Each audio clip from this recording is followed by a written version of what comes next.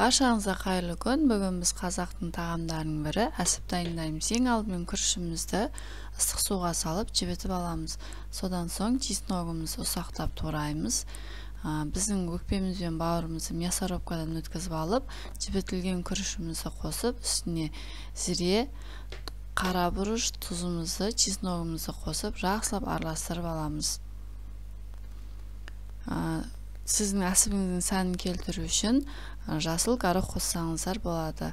Қойдың немесе сиырдың ішегін жақсылап тазалап жуып алып, жаңағы дайындаған массамызды ішіне салып шығамыз. Кішкене біздің ішектерімізге бостау етіп саласыздар, содан соң мантаваркамызда іштерін инемен тесіп пісіріп аламыз.